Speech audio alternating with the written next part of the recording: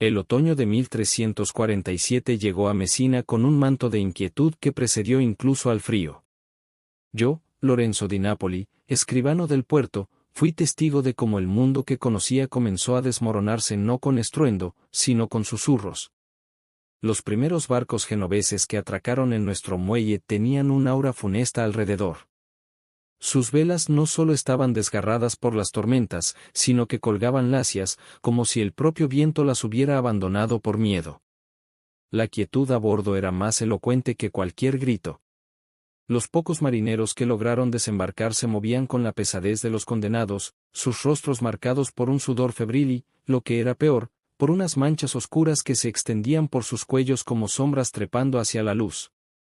En mis registros oficiales, anoté meticulosamente aquellos primeros casos como fiebres pestilentes, tratando de mantener la compostura burocrática incluso cuando el terror comenzaba a cerrar su puño alrededor de nuestra ciudad. Pero en mi diario personal, las palabras fluían con menos restricciones. 14 de octubre, escribí con tinta temblorosa, 3 almas se han apagado en la calle del mercado. No murieron en paz, sino convulsionándose, como si algo interno luchara por escapar de sus cuerpos. El aire huele a vinagre hervido y a algo más, a carne dulzona en descomposición. Al día siguiente, la cifra se multiplicó, 12 muertos. Para el tercer día, ya había perdido la cuenta. Los cadáveres se amontonaban en las esquinas como fardos abandonados, y el sonido de las ruedas de los carros mortuorios se convirtió en la banda sonora de nuestras vidas. Mesina se transformó en una versión grotesca de sí misma. Las calles, antes bulliciosas con el regateo de mercaderes y las risas de los niños, ahora estaban impregnadas de un silencio pesado, solo roto por los lamentos que surgían desde detrás de puertas cerradas. Los ricos, aquellos que podían permitírselo, huyeron a sus villas rurales, dejando atrás una ciudad que se convertía rápidamente en una trampa para los menos afortunados. Recuerdo ver a una mujer noble, cubierta con capas de seda, subir a un carruaje con tanta prisa que dejó atrás a un sirviente que tosía sangre en el umbral. El miedo había reemplazado a la compasión. Fue en medio de este caos creciente que encontré el diario que cambiaría mi comprensión de lo que estaba sucediendo. Entre los efectos personales de un marinero genovés moribundo que había sido abandonado en la aduana, descubrí un cuaderno de bitácora manchado de sal y, sospechaba, de lágrimas. Sus páginas estaban llenas de anotaciones frenéticas y dibujos que parecían surgir de la pesadilla. En una de ellas, esquecheada con carbón, ondeaba una bandera negra con una calavera coronada de rosas pálidas. Bajo esta imagen ominosa, con una caligrafía que se desvanecía como la vida del autor, había escrito: no fue el viento quien trajo la peste. Fue el silencio. El silencio entre los gritos de los condenados en Rodas. Silencio que ahora nos persigue. Las autoridades, desbordadas y aterradas, emitieron órdenes para cavar fosas comunes más allá de las murallas de la ciudad. Me asignaron la macabra tarea de documentar los entierros, un intento fútil de imponer orden al caos. Fue entre las tumbas abiertas y el lodo perpetuo donde conocí a Isabella. Había perdido a su marido y a sus 2 hijos en una semana, y sin embargo, en lugar de retirarse a lamentarse, dedicaba sus días a consolar a los moribundos y repartir lo poco que tenía. Sus ojos, aunque enmarcados por el cansancio y el dolor, conservaban una chispa de lucidez que me conmovió profundamente. Los muertos nos hablan, Lorenzo, me susurró una tarde mientras ayudábamos a un anciano a beber un poco de agua. Su voz era suave pero cargada de una certeza inquietante. Anoche soñé con mi pequeña Clara. No me habló con palabras, sino con imágenes. Me mostró un velo negro y fino que se rasgaba entre nuestro mundo y otro. Y a través de ese desgarro, algo fluía hacia nosotros. No es solo una enfermedad, Lorenzo. Es una revelación forzada. Esas palabras me persiguieron de regreso a mi habitación sobre la escribanía. Mientras la ciudad se hundía en una oscuridad solo iluminada por las hogueras donde quemaban las pertenencias de los muertos, abrí nuevamente el diario del marinero. Esta vez, mis dedos encontraron una página que antes había pasado por alto, escondida hábilmente en el lomo. En ella, dibujado con una precisión que contrastaba con el resto de los garabatos, había un símbolo, un círculo perfecto que contenía 3 puntos formando un triángulo equilátero. Debajo, una sola palabra repetida una y otra vez, como un mantra o una maldición: ciclo. Ciclo. Ciclo. Aquella noche, mientras apagaba mi vela y me disponía a descansar pocas horas antes de reanudar mi sombrío trabajo, hice un juramento silencioso. Ya no me limitaría a registrar números y nombres. Me convertiría en el cronista de lo que realmente estaba ocurriendo, de los secretos que la muerte estaba revelando en susurros para aquellos que supieran escuchar. Porque una intuición profunda, más allá de la razón, me decía que esta plaga era algo más que un castigo divino o un desequilibrio de humores, era el comienzo de un cambio fundamental, una transformación que alteraría para siempre la relación de la humanidad con la vida, la muerte y lo que yace entre ambas. Justo cuando cerraba los ojos, una sombra se movió frente a mi ventana. Alta, esquelética, con la silueta inconfundible de un médico de la peste con su máscara de pico. Pero a diferencia de los demás, este no llevaba la vara para examinar a los enfermos, ni se detuvo en ninguna puerta. Simplemente se quedó allí, inmóvil, mirando fijamente hacia mi ventana. O quizás, me dije con un escalofrío, miraba a través de ella, como si yo fuera el espécimen a estudiar, como si supiera que había comenzado a entender. Y en la quietud de la noche, juré que podría oír, muy débilmente, el sonido de su respiración resonando dentro de esa máscara vacía, un ritmo lento y constante que no parecía humano. El amanecer encontró a Messina sumida en una niebla espesa que olía a humo de romero quemado y a la dulzona pesadez de la muerte. Había pasado la noche en vela, la imagen del médico de la peste observándome desde la oscuridad grabada en mi mente como un sello de cera caliente. Cuando los primeros rayos del sol filtraron su luz pálida a través de los vitrales sucios de mi estudio, me levanté con una determinación nueva. El diario del marinero genovés descansaba sobre mi mesa, abierto en la página del símbolo circular. Ciclo. La palabra resonaba en mi cabeza con cada latido de mi corazón. Mi primer deber oficial del día fue asistir al registro de nuevas muertes en el distrito portuario. Las calles, usualmente vibrantes con la actividad matutina, yacían en un silencio antinatural. Las puertas estaban marcadas con cruces rojas toscamente pintadas, y desde algunas ventanas cerradas llegaban los sonidos de la agonía, toses secas que sonaban como madera quebrada, gemidos que parecían surgir de lo más profundo de los pulmones. Los carromatos de los muertos avanzaban lentamente, sus conductores con paños empapados en vinagre atados sobre sus rostros. En la plaza principal, donde antes los mercaderes proclamaban a gritos la calidad de sus especias y telas, ahora solo se veían grupos de personas arrodilladas alrededor de improvisados altares.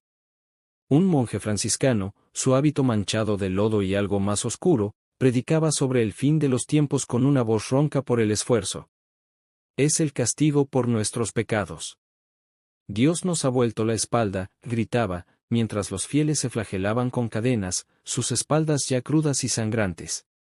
La devoción había mutado en desesperación performativa.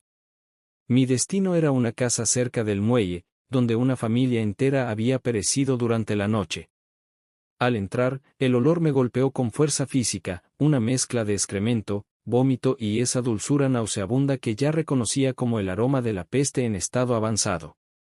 8 cuerpos yacían en distintas posiciones de agonía congelada. Mientras anotaba sus nombres en mi registro, noté algo peculiar en la mano de una de las víctimas, una joven que no podría tener más de 15 años. Sus dedos, ya rígidos, sostenían un trozo de tela en el que alguien había bordado el mismo símbolo que había visto en el diario del marinero, el círculo con 3 puntos. Al salir de la casa, con la respiración entrecortada y la piel sudorosa, sentí una presencia a mis espaldas. Me giré bruscamente, esperando encontrar al médico de la peste, pero en su lugar me encontré con Isabella. Su rostro pálido estaba salpicado de pecas, y llevaba una cesta con hierbas y vendas.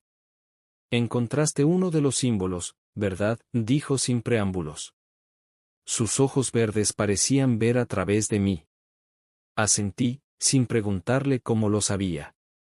En estos días, el conocimiento parecía transmitirse por medios que trascendían las palabras. Ellos los llaman marcas del ciclo, continuó, bajando la voz. No todos los que mueren los llevan. Solo aquellos que han visto a través del velo antes de morir. Me guió por un laberinto de callejones hasta llegar a una pequeña capilla abandonada en los límites de la ciudad. Dentro, lejos de las miradas curiosas, un grupo de unas 12 personas se reunía en semicírculo. Eran hombres y mujeres de distintas edades y condiciones, pero todos compartían la misma expresión, una mezcla de terror y una curiosidad profunda. Somos los que escuchamos, dijo Isabella mientras nos acercábamos. Algunos lo llaman el Club de los Inmunes, aunque no es cierto que seamos inmunes. Es solo que la peste nos habla de manera diferente. Un hombre mayor con el rostro marcado por la viruela se adelantó. Yo era notario, como tú, dijo. Durante 3 semanas he documentado no solo las muertes, sino los patrones. La peste no se extiende al azar. Sigue líneas, como si obedeciera a una geometría invisible. Una mujer joven que acunaba a un bebé dormido añadió, los sueños, todos soñamos con lo mismo. Un río negro que fluye bajo la ciudad, y sombras que se mueven contra la corriente. Pasé horas con ellos, escuchando sus historias. Cada testimonio era una pieza de un rompecabezas imposible. Hablaban de sincronicidades extrañas, relojes de arena que se vaciaban simultáneamente en casas separadas, ecos que repetían palabras antes de ser pronunciadas, y siempre, siempre, el símbolo del círculo y el triángulo apareciendo en los lugares más inesperados, en las vetas de la madera de una cama donde alguien había muerto, en la disposición de las piedras en el suelo, incluso en las manchas de moho en las paredes. Al caer la noche, Isabella me llevó a un rincón apartado de la capilla. Desde una grieta en el suelo de piedra, sacó un manuscrito antiguo, sus páginas tan frágiles que parecía que se desintegrarían al tocarlas. Esto ha estado aquí desde antes de que Mesina fuera cristiana, susurró. Habla de los ciclos de purificación.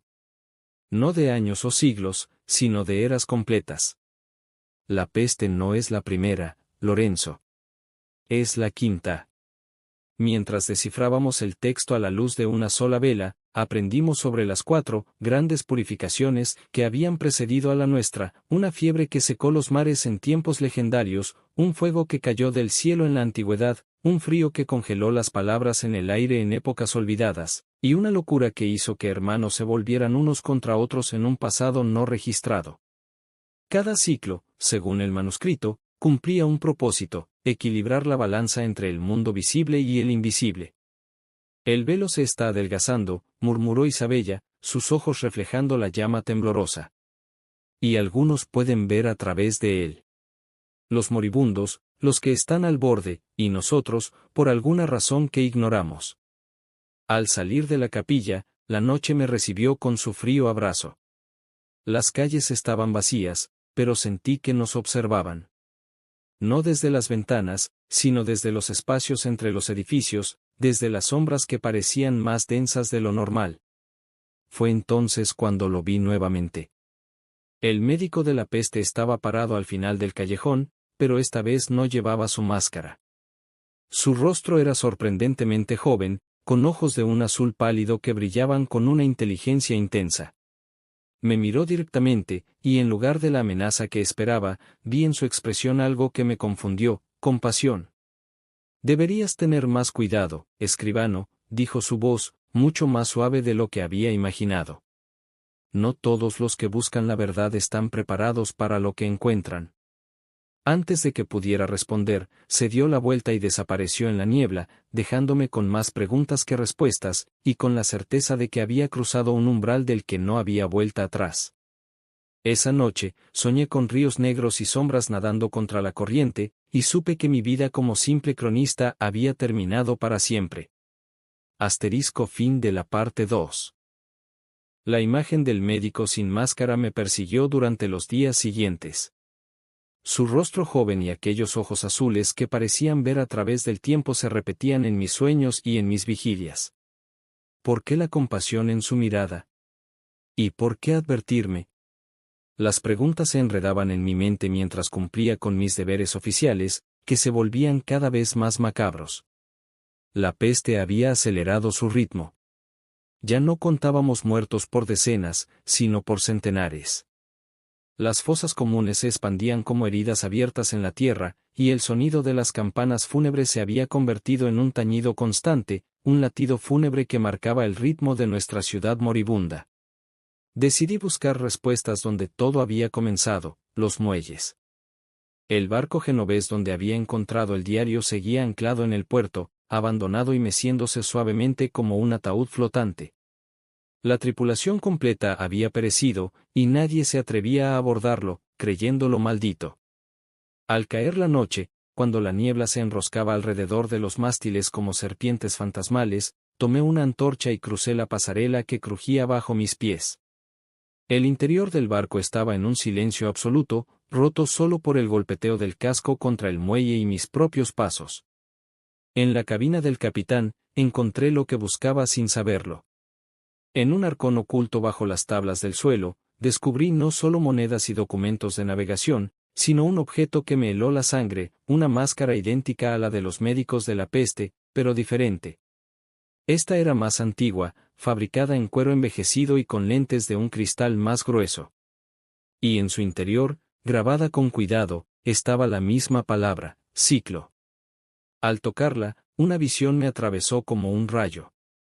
Vi el barco navegando hacia Mesina, pero no a través del mar, sino a través de algo que se parecía al río negro de los sueños de Isabella.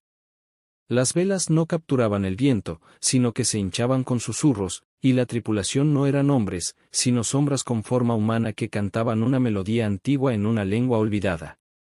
La visión pasó tan rápido como había llegado, dejándome temblando y con la máscara antigua en mis manos.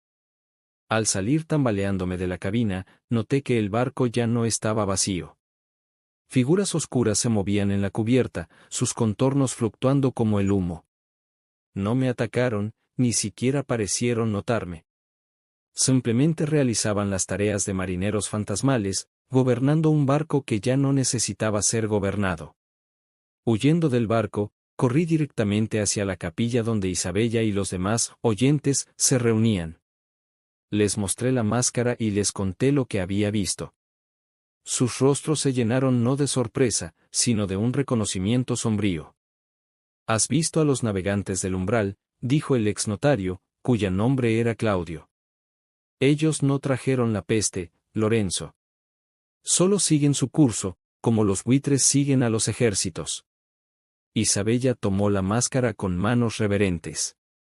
«Esto es más antiguo que la peste actual», murmuró. «Mucho más antiguo. Perteneció a un médico de la primera gran purificación, la que los textos llaman, la fiebre que secó los mares. Esa noche, nuestro pequeño grupo se adentró en los túneles bajo la capilla, pasajes que según Isabella habían sido usados por cristianos perseguidos siglos atrás, pero que en realidad eran mucho más antiguos. Las paredes estaban cubiertas de símbolos similares al del círculo y el triángulo, pero estos mostraban variaciones, como si representaran diferentes fases del ciclo. En una cámara circular oculta, encontramos lo que solo podía describirse como un santuario. En las paredes, pinturas al temple representaban las 4 purificaciones anteriores, cada una con sus propios síntomas y patrones. Y en el centro, sobre un pedestal de piedra negra, yacían 5 máscaras idénticas a la que había encontrado en el barco. «Somos los vigilantes», explicó Isabella, su voz eco en la cámara subterránea. «No los primeros, ni probablemente los últimos. Nuestro propósito no es detener el ciclo, sino asegurarnos de que la humanidad sobreviva para ver el siguiente amanecer». Me explicaron entonces la verdad que había estado eludiendo. La peste no era un castigo divino ni un accidente de la naturaleza. Era un mecanismo de equilibrio, una fuerza de la naturaleza tan inevitable como las estaciones, pero que operaba en una escala temporal que la mente humana apenas podía comprender. Cada ciertos milenios, cuando el velo entre nuestro mundo y lo que llamaban el reino de las sombras se hacía demasiado delgado, la purificación restablecía el equilibrio. ¿Y los médicos de la peste?, pregunté, pensando en el hombre joven de ojos azules. Ellos son los guardianes del umbral, respondió Claudio. No humanos, pero tampoco completamente otra cosa. Existen en el límite, asegurándose de que el ciclo se complete. Algunos nos ayudan, otros nos observan, y otros creen que la humanidad debería ser eliminada completamente del ciclo. La revelación me dejó sin aliento. Toda la muerte y el sufrimiento que había estado documentando no eran el resultado del azar o la ira divina, sino parte de un proceso cósmico que se repetía una y otra vez a través de las edades. Al salir de los túneles, el amanecer teñía el cielo de un rojo enfermizo. La ciudad despertaba a otro día de peste y muerte, pero ahora yo la veía con ojos diferentes. Cada tos, cada fiebre, cada mancha oscura era parte de una danza antigua y terrible. Fue entonces cuando lo encontramos esperándonos. El médico joven estaba sentado en los escalones de la capilla, esta vez con su máscara puesta. En su mano sostenía un reloj de arena cuyo contenido no era arena, sino algo que parecía polvo de estrellas. El tiempo se acaba, vigilantes, dijo su voz, ahora distorsionada por la máscara. El quinto sello está a punto de romperse. Y esta vez puede ser el ciclo final. Sus palabras flotaron en el aire matutino, cargadas de un significado que apenas comenzaba a comprender. El médico se levantó y se alejó, pero antes de desaparecer en una esquina, se volvió hacia mí específicamente. Tu elección se acerca, escribano, dijo. ¿Documentarás el fin, o serás parte de él? Mientras su figura se desvanecía, miré hacia la ciudad que se extendía ante mí. Mesina ya no era solo una ciudad infestada de peste. Era el escenario de una batalla que se libraba desde antes de que los primeros humanos caminaran sobre la tierra. Y yo, Lorenzo di Napoli, simple escribano del puerto, me había convertido en un peón en este juego cósmico. Esa noche, mientras anotaba estas palabras en mi diario, supe que mi vida nunca volvería a ser la misma. Había mirado detrás del velo y había visto los engranajes del universo girando inexorablemente. Y lo más aterrador era que ahora entendía que algunas verdades no liberan, simplemente cambian la naturaleza de tu prisión. Las palabras del médico resonaron en mí durante los días siguientes, transformando mi percepción de cada síntoma, cada muerte, cada ritual que observaba en la ciudad agonizante. El quinto sello, la frase se había instalado en mi mente como un parásito mental, alimentándose de mis temores más profundos. Fue Isabella quien finalmente me explicó el significado completo mientras preparábamos infusiones para los enfermos en la cocina de la capilla. Su rostro, iluminado por el fuego de la hornilla, mostraba una serenidad que contrastaba brutalmente con la gravedad de sus palabras. Los 5 sellos son los puntos de ruptura entre nuestro mundo y el reino de las sombras, me dijo mientras revolvía lentamente la mezcla de artemisa y salvia. 4 se han roto antes, en ciclos pasados. Cada ruptura libera una diferente calidad de existencia en nuestro mundo. La peste negra es solo el síntoma visible del quinto sello agrietándose. Claudio, el exnotario, se unió a nosotros, llevando consigo unos manuscritos tan antiguos que el pergamino se deshacía como hojas secas en otoño. En la primera ruptura, explicó con su voz metódica de contador de historias, lo que se filtró fue el concepto del tiempo mismo. Los textos hablan de días que se extendían por semanas, y estaciones que pasaban en un parpadeo. En la segunda, continuó Isabella tomando el relato, fue el lenguaje. Las palabras comenzaron a significar cosas diferentes para cada persona, hasta que la comunicación se volvió imposible. Claudio asintió gravemente. La tercera trajo la separación entre el cuerpo y el alma.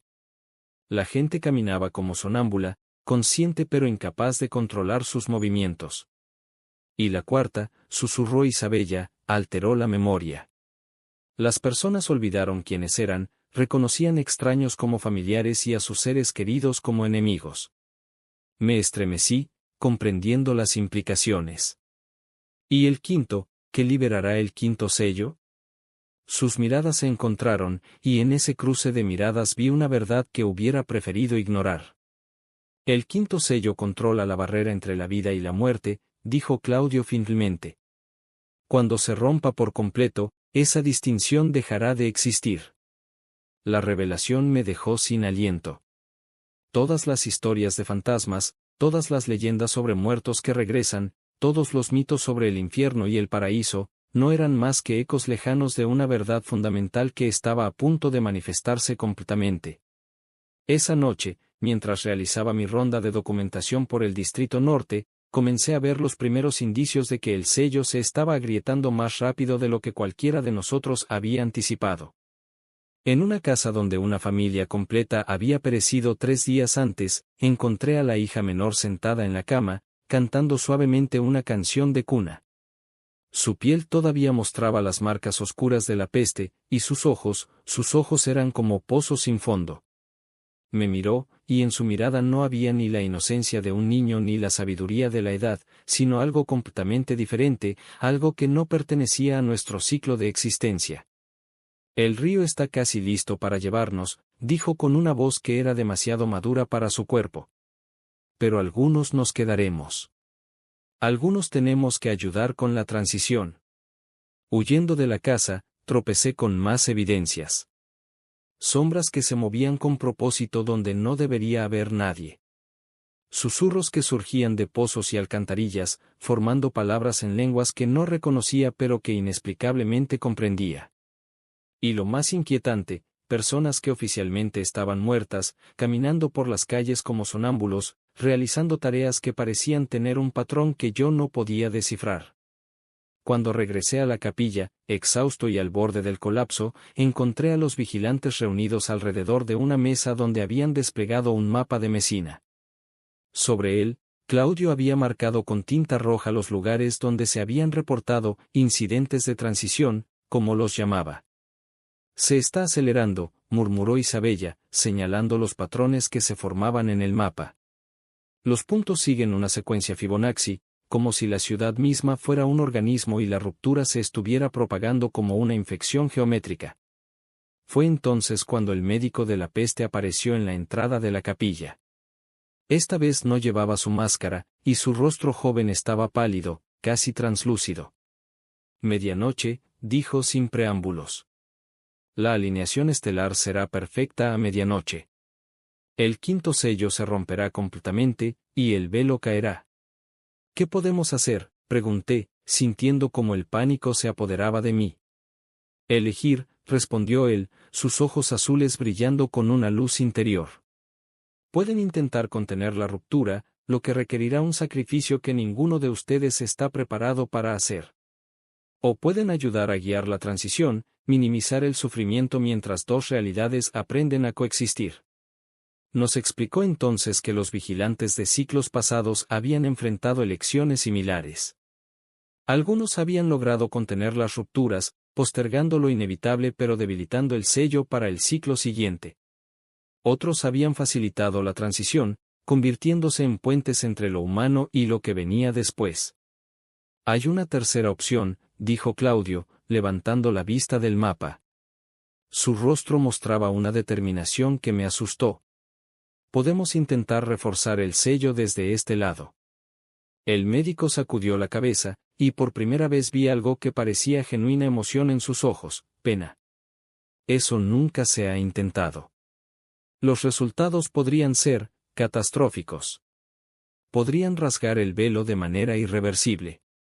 La discusión se extendió hasta el anochecer. Mientras debatíamos, la ciudad fuera de nuestras paredes se transformaba. Los sonidos de la peste, los toses, los gemidos, los lamentos, estaban siendo reemplazados por un silencio diferente, un silencio cargado de presencia, como el momento antes de que comience una sinfonía en una sala de conciertos vacía. Al caer la noche, salimos a las calles para ser testigos de lo que ocurría.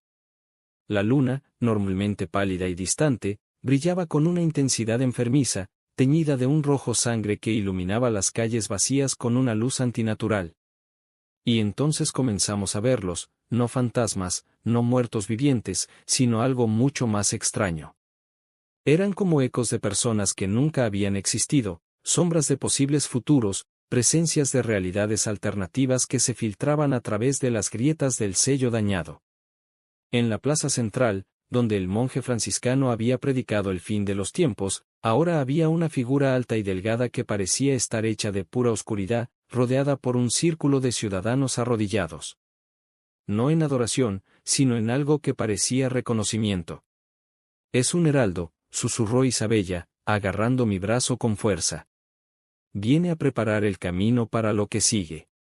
El médico a mi lado asintió lentamente. El tiempo para debatir ha terminado. El sello se romperá en menos de una hora. Deben elegir ahora. Miré a los vigilantes, a Claudio con su determinación feroz, a Isabella con su compasión infinita, a los demás con sus miedos y sus esperanzas, y supe que cualquier elección que hiciéramos marcaría no solo el destino de Mesina, sino el de todo el ciclo venidero. Y entonces, mirando hacia la luna sangrienta y las sombras que se multiplicaban en las calles, tomé mi decisión. No como Lorenzo el escribano, no como el cronista de la muerte, sino como el primer vigilante de una nueva era. Mostrémosle a lo que viene, dije con una voz que no reconocía como propia, que la humanidad no se rendirá sin mostrar de qué está hecha su alma. El médico sonrió, y por primera vez, esa sonrisa no me aterró, sino que me llenó de una paz profunda. Entonces prepárense, dijo. Porque están a punto de convertirse en leyendas o en la última anotación de la historia de su especie. La hora que siguió a nuestra decisión fue la más larga de mi vida. Mientras la luna sangrienta ascendía hacia su cenit, los vigilantes nos preparamos para lo imposible. El médico, cuyo nombre aprendí era Alaric, nos guió hacia el corazón geométrico de la ciudad, el punto donde según sus cálculos el quinto sello mostraría su primera grieta completa. El antiguo pozo de los fundadores, anunció Alaric mientras nos deteníamos frente a una estructura circular de piedra que yo había pasado incontables veces sin prestarle atención. Los romanos que construyeron Mesina no eligieron este lugar por accidente.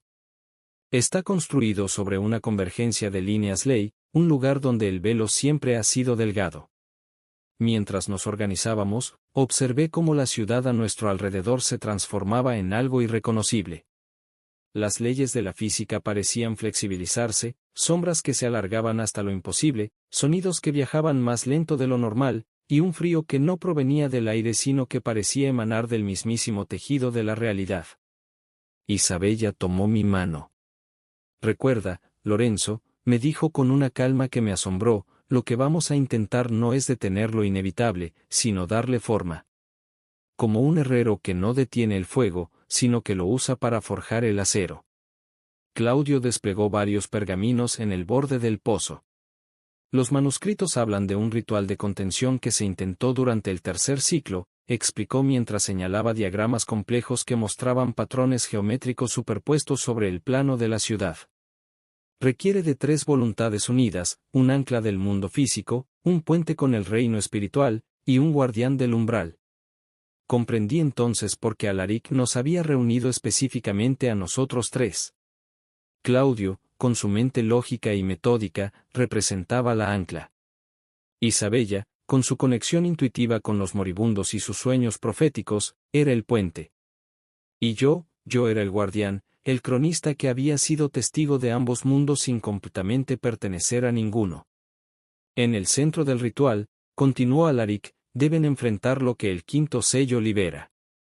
No lo combatan, diríjanlo. Conténganlo dándole una forma que la humanidad pueda soportar. El momento crítico llegó cuando la luna alcanzó su punto más alto. De repente, el aire alrededor del pozo comenzó a vibrar con una frecuencia que sentíamos en los huesos más que con los oídos. Las piedras del brocal empezaron a brillar con una luz interior, y el agua estancada en el fondo del pozo se volvió tan negra y reflectante como obsidiana pulida. «Ahora», gritó Alaric. Colocamos nuestras manos sobre el borde del pozo, Claudio, Isabella y yo, y algo extraordinario ocurrió. Una energía nos recorrió, no como una descarga eléctrica, sino como un conocimiento ancestral que fluía a través de nosotros. Cerrando los ojos, pude ver no con la vista sino con algún sentido más profundo como las grietas en el velo se extendían desde el pozo hacia toda la ciudad como telarañas luminosas. Fue entonces cuando las visiones comenzaron. Vi el pasado de Mesina superponiéndose con su presente, legionarios romanos marchando a través de edificios medievales, comerciantes fenicios regateando donde ahora yacían cadáveres, y todas las capas de historia existiendo simultáneamente. Pero más aterrador era el futuro que se filtraba, visiones de una ciudad donde los vivos y los muertos coexistían en un equilibrio extraño, donde el tiempo fluía de manera diferente en distintas calles, y donde la misma piedra podía existir en múltiples estados a la vez. Concéntrense en el ahora, escuché la voz de Alaric como un susurro lejano. Denle forma al caos. Isabella comenzó a cantar suavemente una melodía que no reconocía pero que mi alma parecía recordar. Era una canción de cuna, una canción de transición, de sueños y de despertar. Claudio recitaba números y coordenadas, imponiendo orden matemático al flujo de posibilidades. Y yo hice lo único que sabía hacer bien, empecé a narrar. Describí en voz alta lo que veía, no como un cronista distante, sino como un poeta que da forma al caos con palabras. Hablé de la belleza en la decadencia, de la esperanza en la pérdida, del amor que perdura más allá de la muerte. Y con cada palabra, sentía cómo las realidades alternativas que se filtraban a través del sello roto comenzaban a alinearse, a encontrar patrones, a volverse algo que, aunque todavía extraño, era al menos coherente. Pero entonces llegó la prueba verdadera. Desde el fondo del pozo, algo comenzó a emerger. No una entidad, no un monstruo, sino un concepto hecho forma, la pura esencia de la muerte sin la barrera que la separaba de la vida. Era como mirar al sol, ciegamente brillante, terriblemente hermoso, y completamente letal para la mente humana. No aparten la mirada, gritó Alaric, y su voz sonaba Strand, como si él también estuviera luchando por mantener la cordura. Tienen que integrarlo. Sentí como mi mente comenzaba a deshacerse bajo la presión de lo que estaba presenciando. Los recuerdos se mezclaban con las premoniciones, las sensaciones con las ideas, hasta que ya no podía distinguir dónde terminaba Lorenzo di Napoli y comenzaba el universo que me rodeaba. Fue Isabella quien nos salvó. Cambió su canción, y esta vez la melodía era diferente, más terrenal, más humana. Cantó sobre amaneceres en Mesina antes de la peste, sobre el olor del pan recién horneado en las panaderías, sobre las risas de los niños jugando en las plazas.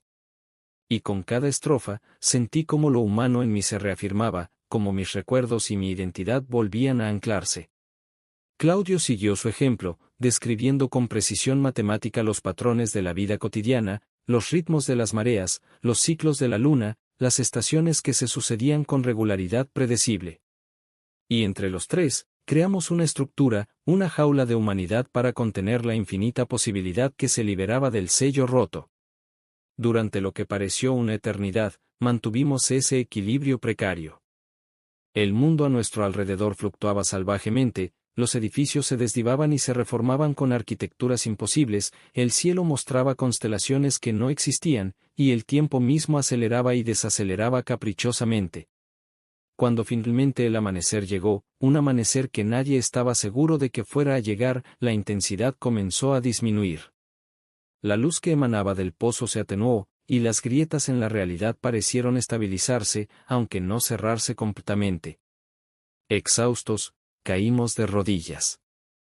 Alaric se acercó a nosotros, y por primera vez vi algo parecido al asombro en sus ojos de médico. «Lo han hecho», murmuró. «Han contenido la ruptura completa. El quinto sello sigue agrietado, pero han evitado la catástrofe total». Miré a mi alrededor. Mesina seguía ahí, pero diferente. El aire tenía una cualidad onírica, y en los bordes de mi visión podía percibir todavía los ecos de otras realidades superpuestas. La peste no había desaparecido, todavía había muerte y sufrimiento, pero algo fundamental había cambiado. ¿Qué hemos hecho exactamente?, pregunté, mi voz ronca por el esfuerzo. Alaric nos ayudó a levantarnos.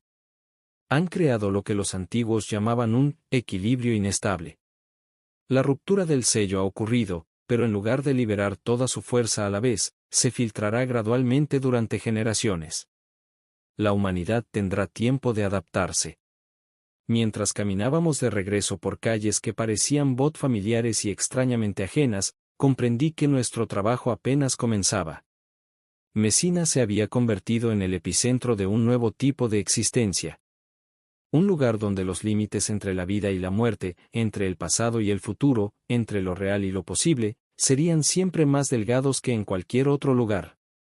Y nosotros, los vigilantes, éramos ahora los guardianes de esta nueva realidad, no para mantenerla estática, sino para guiar su evolución.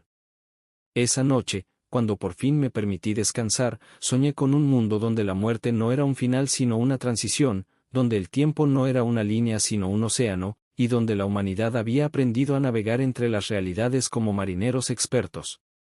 Y supe, con una certeza que venía de lo más profundo de mi ser, que aunque el precio había sido terrible, quizás, solo quizás, había valido la pena. El amanecer que siguió al ritual no fue un amanecer cualquiera. Me desperté en el pequeño dormitorio que compartía con Claudio en los aposentos de la capilla, y durante unos momentos gloriosamente normales, todo parecía haber vuelto a la cordura. Luego abrí la ventana. El cielo mostraba 3 lunas.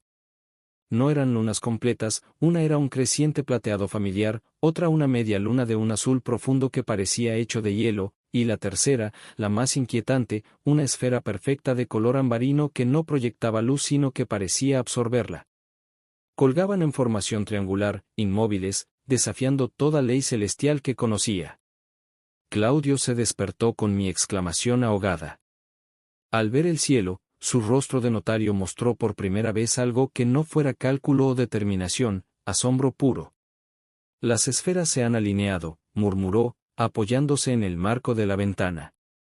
Los manuscritos hablaban de esto, cuando el velo se rasga, los cielos reflejan la multiplicidad de realidades. Bajamos a encontrar a Isabella ya en la capilla principal, arrodillada pero no rezando, observaba cómo la luz que entraba por el vitral oriental se descomponía en colores que no pertenecían a ningún espectro normal. Los rojos eran más profundos, los azules más vibrantes, y había matices entre el verde y el plateado que no tenían nombre para describir. Los enfermos, fue lo primero que dijo al vernos. Algunos están mejorando. Visitamos el área donde atendíamos a los afectados por la peste, y descubrimos que Isabella tenía razón. De los 23 pacientes, 7 mostraban una mejoría milagrosa, las manchas negras se habían desvanecido, las fiebres habían bajado, y yacían en un sueño profundo y pacífico. Pero otros 5 habían desarrollado síntomas nuevos, sus pieles mostraban patrones geométricos luminiscentes, y sus ojos, cuando se abrían, reflejaban el cielo triple que colgaba sobre nosotros. El resto permanecía igual, atrapado en la agonía familiar de la peste. Alaric llegó al mediodía, y su expresión era grave. El equilibrio que crearon es más inestable de lo que pensé, nos dijo mientras examinaba a los pacientes. No han contenido la ruptura, la han filtrado a través de múltiples realidades. Algunos se curan con las medicinas de dimensiones donde la peste nunca existió, otros se enferman con dolencias de mundos donde la humanidad evolucionó de manera diferente. Mientras hablábamos, comenzaron a llegar informes de toda la ciudad. En el distrito de los pescadores, el mar había retrocedido 100 metros, dejando al descubierto barcos hundidos que nadie recordaba y estructuras submarinas que no correspondían a ninguna construcción humana conocida. En el mercado, algunos vendedores reportaban que sus mercancías cambiaban, especias que se convertían en piedras preciosas, telas que cambiaban de color según quien las mirara. Pero la transformación más profunda ocurría en la gente. Encontramos a un grupo de ciudadanos reunidos alrededor de un pozo que ahora manaba un agua que olía a flores desconocidas. Cuando bebían de ella, algunos recuperaban la salud instantáneamente, mientras que otros caían en trances y hablaban en lenguas imposibles. Messina se ha convertido en un crisol de realidades, explicó Alaric mientras observábamos la escena. Cada persona, cada objeto, cada lugar existe ahora en múltiples estados simultáneamente. Lo que determina qué realidad experimentan es, la conciencia misma. Fue entonces cuando comprendí la verdadera magnitud de lo que habíamos hecho. No habíamos salvado a Messina de la peste, habíamos transformado la ciudad en algo completamente nuevo, un lugar donde las reglas de la existencia misma se habían reescrito. Esa tarde, Isabella y yo caminamos por las calles de una ciudad que ya no era la que habíamos conocido. Los edificios parecían sólidos, pero si los mirabas con el rabillo del ojo, a veces mostraban otras formas, estructuras de cristal, torres de metal, o simplemente espacios vacíos donde debería haber paredes. La gente que encontrábamos estaba igualmente transformada. Algunos parecían no notar los cambios, siguiendo sus rutinas como si nada hubiera pasado. Otros se movían con una nueva conciencia, deteniéndose para observar las rarezas de su entorno con curiosidad en lugar de miedo. Y unos pocos, los más aterradores, parecían completamente adaptados, interactuando con las realidades superpuestas como si siempre hubieran vivido así. En la plaza central, donde el heraldo de la oscuridad había aparecido la noche anterior, ahora había una fuente que emanaba tres tipos diferentes de agua, una clara como el cristal, otra espesa como la miel, y una tercera que parecía hecha de pura luz. Alrededor de ella, personas de diferentes épocas se reunían, un legionario romano compartía pan con un comerciante medieval, mientras una mujer con ropas de un estilo que no reconocía cantaba una canción en una lengua que todos parecían entender. «Es hermoso», susurró Isabella, y en sus ojos vi lágrimas. «Terrorífico, pero hermoso». Asentí, incapaz de hablar. La ciudad que había conocido, la ciudad de la peste y la muerte, se había transformado en algo que trascendía la comprensión humana. Y sin embargo, en medio del caos de realidades superpuestas, había una armonía subyacente, un patrón que comenzaba a emerger. Al caer la noche, las tres lunas brillaron con intensidad renovada, y bajo su luz triple, Mesina se transformó nuevamente. Los sonidos de la ciudad se volvieron una sinfonía de múltiples dimensiones, campanas que repicaban melodías de futuros posibles, ecos de conversaciones que nunca habían ocurrido, y música que venía de instrumentos que no existían. En la capilla, los vigilantes nos reunimos alrededor de Alaric, quien había trazado en el suelo un mapa de la nueva Mesina, no con calles y edificios, sino con flujos de realidad y puntos de convergencia. El trabajo apenas comienza, nos dijo, señalando los patrones que se formaban. Deben aprender a navegar esta nueva realidad, a guiar a los demás a través de ella, y a protegerla de aquellos que querrían explotarla o destruirla. Esa noche, mientras las tres lunas iluminaban mi diario, escribí las palabras que definirían nuestra nueva misión. Mesina ya no es una ciudad, es un puerto entre mundos. Y nosotros, los vigilantes, somos sus fareros. Al apagar la vela, miré por la ventana hacia el cielo imposible, y por primera vez desde que comenzó la peste, no sentí miedo. Sentí asombro. Y supe que aunque el precio había sido inimaginable, habíamos presenciado el nacimiento de algo que valía la pena proteger. Incluso si ese algo era tan aterrador como maravilloso. Incluso si ese algo significaba que la humanidad nunca volvería a ser la misma. Las semanas que siguieron a la aparición de las tres lunas transformaron a Mesina en un lugar de maravillas y pesadillas entrelazadas. La ciudad ya no obedecía a una sola realidad, sino que existía en un estado de potencialidad constante, donde lo que era verdad en un momento podía dejar de serlo al siguiente. Mi primer encuentro con lo que llamamos espejismos ocurrió en lo que había sido la panadería de Giovanni. Al acercarme para buscar harina para los enfermos, encontré el establecimiento cambiado, las paredes mostraban tres estados diferentes simultáneamente, la panadería familiar que recordaba, una taberna romana llena de legionarios fantasmales, y una estructura de cristal llena de luces parpadeantes que no entendía. Giovanni mismo estaba allí, pero también en tres estados. Lo vi amasando pan con sus manos enharinadas, sirviendo vino a soldados que se desvanecían como humo, y operando un dispositivo metálico que emitía zumbidos suaves. Lo más extraordinario fue que parecía consciente de las tres versiones de sí mismo. Es más fácil de lo que piensas, Lorenzo, me dijo mientras las tres versiones hablaban al unísono, sus voces creando una armonía extraña. Solo hay que aceptar que todas las verdades son verdaderas al mismo tiempo. Aprendí rápidamente que los espejismos seguían patrones. Algunos eran estables, lugares donde las realidades superpuestas habían alcanzado un equilibrio y funcionaban de manera coherente. Otros eran fluctuantes, zonas donde las leyes físicas cambiaban caprichosamente, haciendo que los objetos se desmaterializaran o que el tiempo fluyera a diferentes velocidades. Isabella demostró tener un don especial para navegar esta nueva Mesina. Donde yo veía confusión, ella veía patrones. Donde Claudio intentaba cartografiar con precisión matemática, ella fluía con los cambios, adaptándose instintivamente. Es como aprender el lenguaje de los sueños, me explicó mientras caminábamos por una calle donde las casas respiraban lentamente, sus fachadas expandiéndose y contrayéndose con un ritmo orgánico. No puedes forzar la lógica del sueño, tienes que aceptarla y encontrar tu lugar en ella. Claudio, por su parte, había comenzado el proyecto más ambicioso de su vida, un mapa de las realidades superpuestas. En la capilla, había cubierto paredes enteras con pergaminos donde trazaban no solo las calles físicas, sino los flujos de posibilidad, los puntos de convergencia y los lugares donde las realidades se entrelazaban de manera particularmente estable o particularmente volátil. Hay patrones, Lorenzo, me dijo con hesitación contenida mientras señalaba su trabajo. Las 3 lunas afectan diferentes aspectos de la realidad. La plateada influye en el tiempo, la azul en la materia, y la ámbar en la conciencia misma. Alaric confirmó sus observaciones. Su amigo está en lo correcto, me dijo una noche mientras observábamos las lunas desde el techo de la capilla. Este no es un caos aleatorio, es un nuevo orden, más complejo que el anterior, pero orden al fin.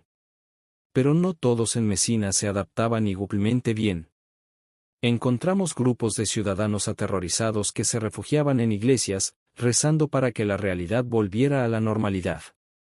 Otros habían abrazado los cambios de manera peligrosa, un grupo liderado por un ex monje llamado Silvio había comenzado a adorar a las lunas como dioses, realizando rituales donde intentaban manipular la realidad para sus propios fines. Fue Silvio quien nos mostró el lado más oscuro de la nueva Mesina.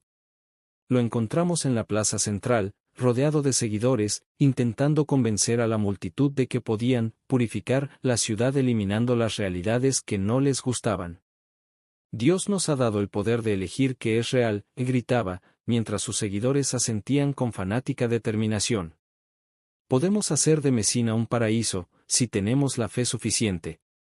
Lo que no entendían era que al intentar forzar una sola realidad, estaban creando zonas de inestabilidad extrema.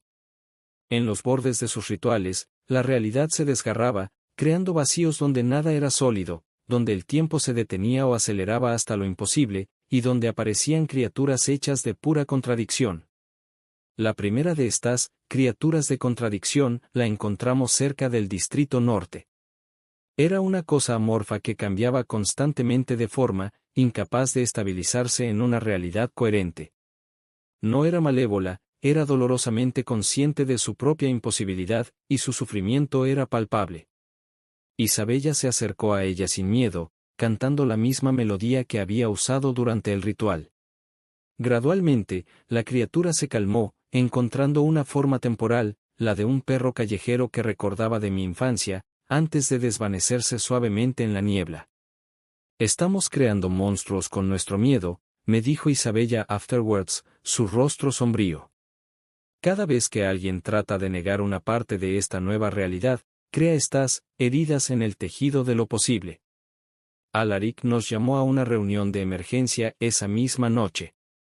La situación se está volviendo crítica, nos advirtió. Si estos grupos continúan intentando forzar una sola realidad, podrían desgarrar completamente el velo. El resultado sería la aniquilación. Fue entonces cuando tomamos la decisión más difícil. En lugar de simplemente observar y guiar, tendríamos que intervenir activamente. Tendríamos que enseñar a los ciudadanos de Mesina a vivir en esta nueva realidad múltiple. Comenzamos con pequeños grupos, primero los que ya mostraban cierta adaptación, luego los más resistentes.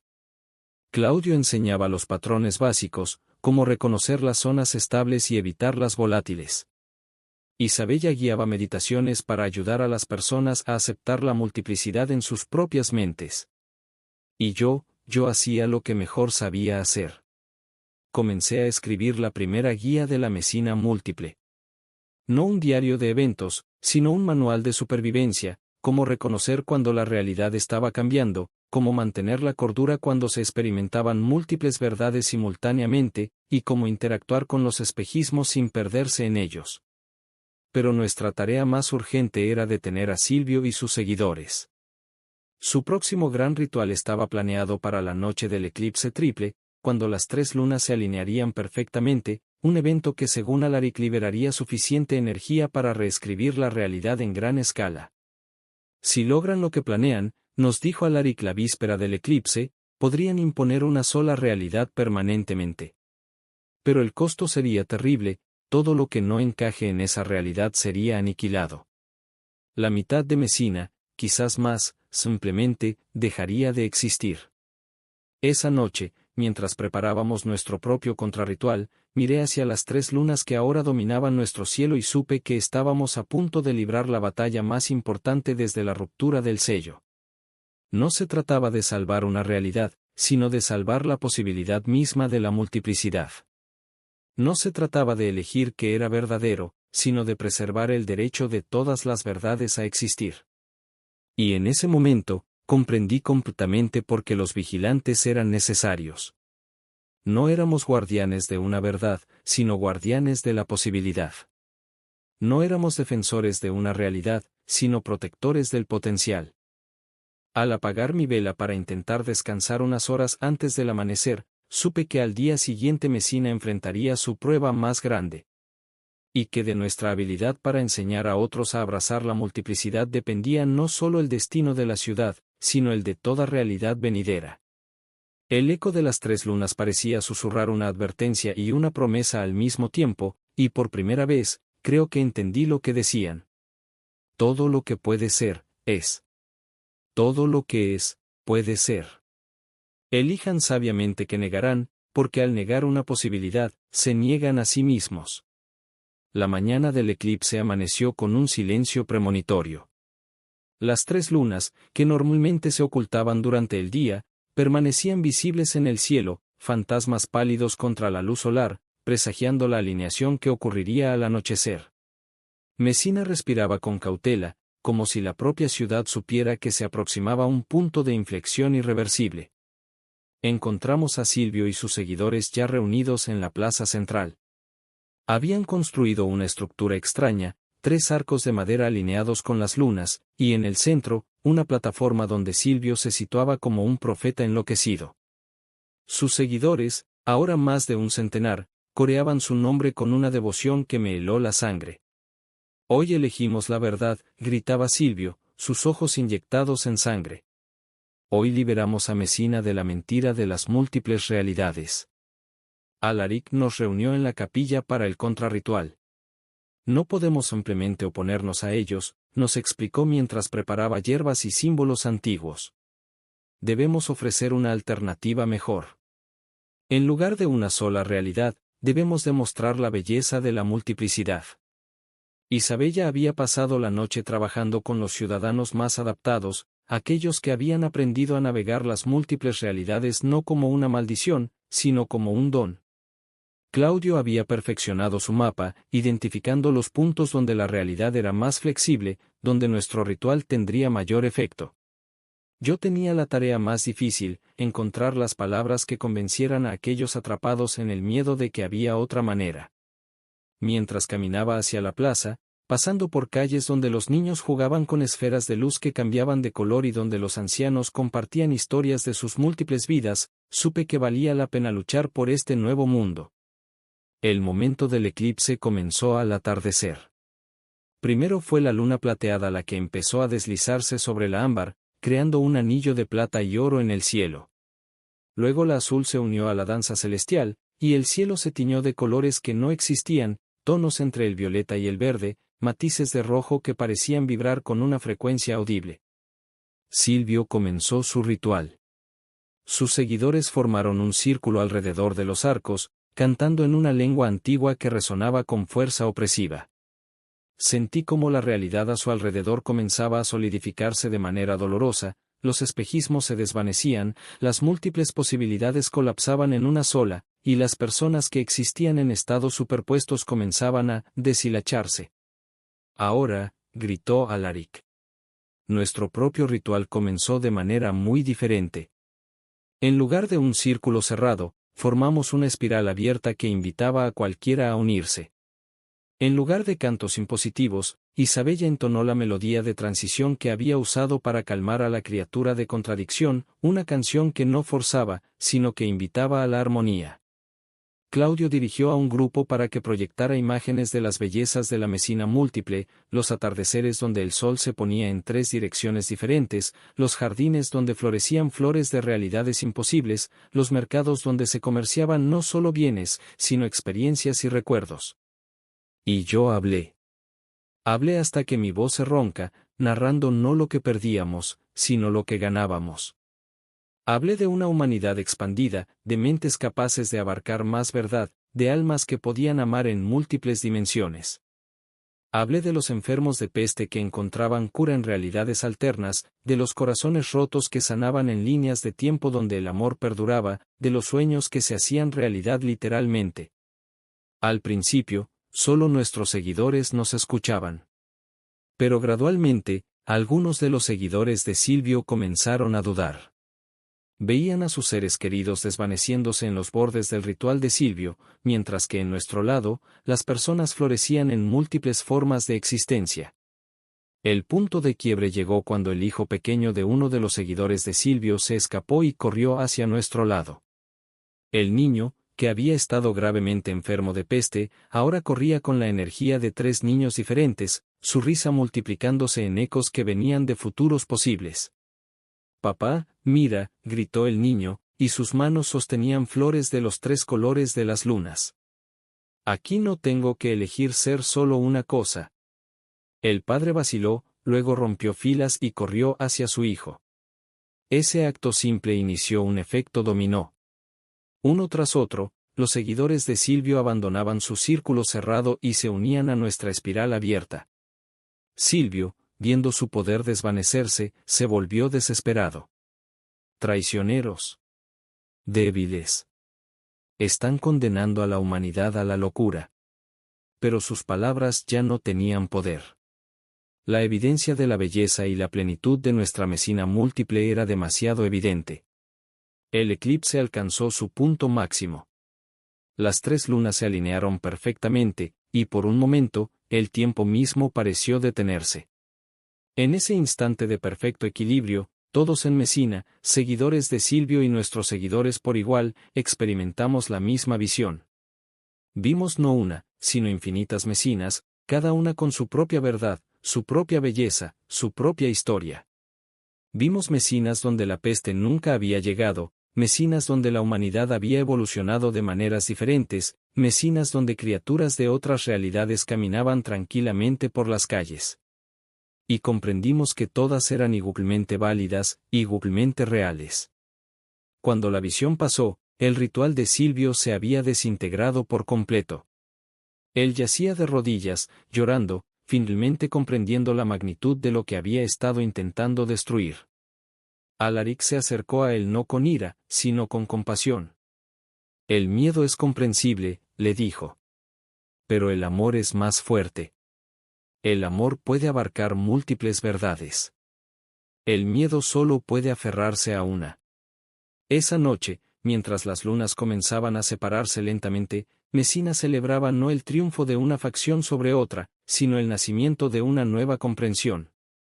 Las barreras entre los grupos se disolvieron, y en su lugar, surgió una comunidad unida no por compartir una sola realidad, sino por respetar las múltiples realidades de cada uno. Al caminar de regreso a la capilla, exhausto pero eufórico, me detuve en el pozo de los fundadores. El agua ahora mostraba no una, sino incontables reflexiones, no solo de las 3 lunas, sino de todas las posibilidades que ahora coexistían pacíficamente en Mesina. Isabella se unió a mí, tomando mi mano. «Lo logramos, Lorenzo», susurró. Asentí, pero sabía que nuestra obra estaba lejos de terminar. Mesina era solo el principio, un faro de multiplicidad en un mundo que todavía creía en una sola verdad. Pero era un comienzo. Esa noche, cuando por fin me dormí, soñé con el futuro, no con un futuro, sino con muchos. Soñé con Messina convirtiéndose en un centro de aprendizaje donde la humanidad venía a estudiar las artes de navegar realidades múltiples. Soñé con los vigilantes creciendo en número, guiando a otros a través de las grietas que inevitablemente aparecerían en otros lugares. Soñé con una humanidad que finalmente comprendía que la verdad no era singular, sino múltiple. Y al despertar, supe que estos no eran solo sueños, eran futuros posibles, futuros que ahora tenían la oportunidad de hacerse realidad. Messina había elegido abrazar la multiplicidad. Y en hacerlo, había abierto la puerta a un mañana más amplio, más rico y más compasivo de lo que nadie había imaginado posible. El quinto sello seguía agrietado, pero ahora entendíamos que no era una maldición, era una oportunidad. Una oportunidad para que la humanidad creciera más allá de sus límites autoimpuestos y descubriera la infinita variedad de lo que podía ser.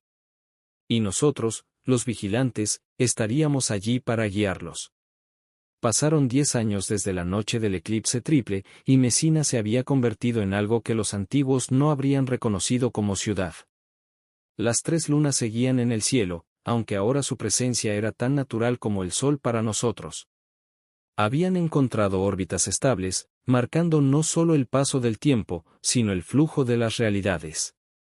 Me siento hoy, con el pelo cano y las manos marcadas por el tiempo y la tinta, a escribir las últimas páginas de esta crónica.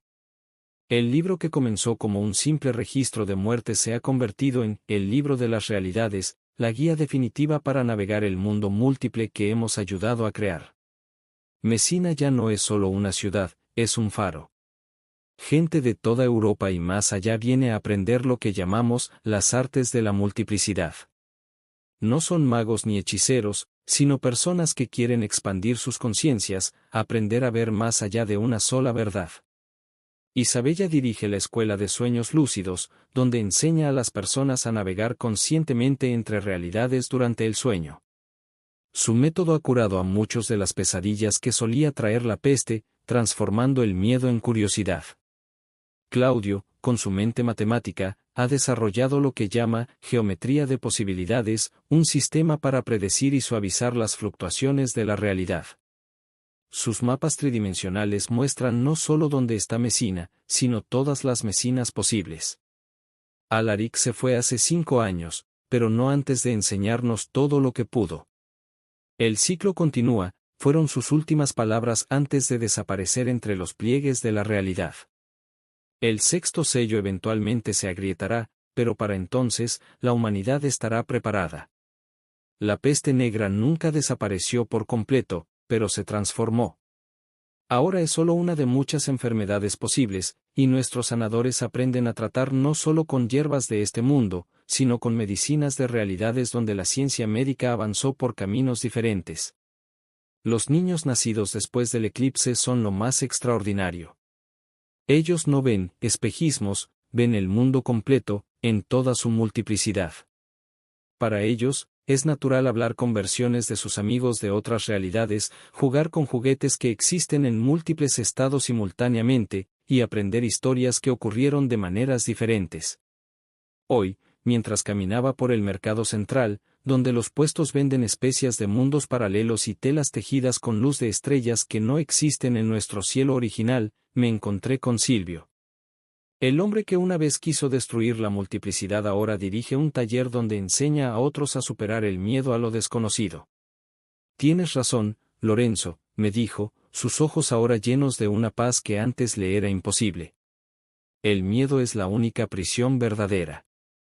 Y el amor puede contener universos enteros. Ayer, un grupo de estudiosos llegó desde París. Vinieron escépticos, convencidos de que éramos herejes o locos. Pero cuando vieron a los niños mesineses jugando a atrapar sombras que cantaban en coros armónicos, cuando probaron frutas que sabían diferente según quien las mordía, cuando vieron los archivos donde documentamos no una historia, sino todas las historias posibles, su escepticismo se transformó en asombro. Uno de ellos, un hombre joven llamado Thomas, me preguntó, ¿vale la pena el precio que pagaron? ¿Toda la muerte, todo el dolor? Lo llevé al jardín de la memoria, donde cultivamos flores que florecen en recuerdos. Le mostré las rosas que contienen los momentos felices de los que murieron durante la peste, los lirios que preservan las últimas palabras de amor, las enredaderas que trepan hacia el cielo cargadas con las esperanzas de aquellos que partieron. Ellos no se fueron del todo, le expliqué. Existen en otras realidades, en otros tiempos. Y a veces, cuando las condiciones son adecuadas, podemos visitarlos o ellos pueden visitarnos a nosotros.